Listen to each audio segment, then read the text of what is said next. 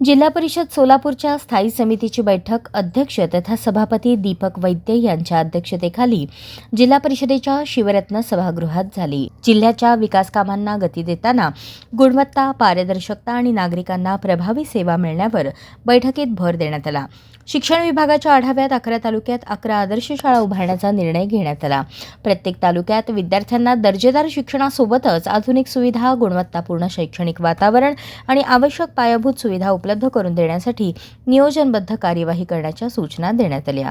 आरोग्य विभागाच्या चर्चेत सर्पदंश व रेबीज प्रतिबंधक उपाययोजना तसेच आरोग्य संस्थांमध्ये औषधांचा सुरक्षित साठा करण्यासाठी आवश्यक जागेची उपलब्धता या विषयावर चर्चा झाली।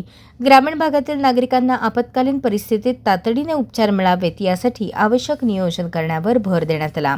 जिल्हा परिषदेच्या शिवरत्न सभागृहाला भारतरत्न अटल बिहारी वाजपेयी सभागृह असे नामकरण करण्याचा ठराव उपाध्यक्ष इंद्रजित पवार यांनी सभागृहापुढे मांडला। यावेळी जिल्हा परिषद अंतर्गत सुरू असलेल्या विविध विकास कामांचा आढावा घेण्यात आला। बैठकीच्या प्रारंभी माजी राज्यपाल पद्मश्री डॉक्टर डी.वाय. पाटील यांच्या निधनाबद्दल 2 मिनिटे मौन पाळून त्यांना श्रद्धांजली अर्पण करण्यात आली। त्यानंतर 25 जून 2026 रोजी झालेल्या स्थायी समितीच्या बैठकीचे कार्यवृत्त वाचून कायम करण्यात आले। बैठकीस उपाध्यक्ष तथा अर्थ व बांधकाम समिती सभापती इंद्रजित पवार, शिक्षण व आरोग्य समिती सभापती चेतन सिंह केदार, कृषी पशुसंवर्धन व दुग्धशाळा समिती सभापती रामप्पा चिवडशेट्टी, महिला व बालकल्याण समिती सभापती अमृता वाघे, समाज कल्याण समिती सभापती संस्कृती सातपुते, समिती सदस्य पृथ्वीराज माने, आदिनाथ देशमुख, रश्मी बागल, बालाजी नरुटे, रमेश भानसे उपस्थित होते।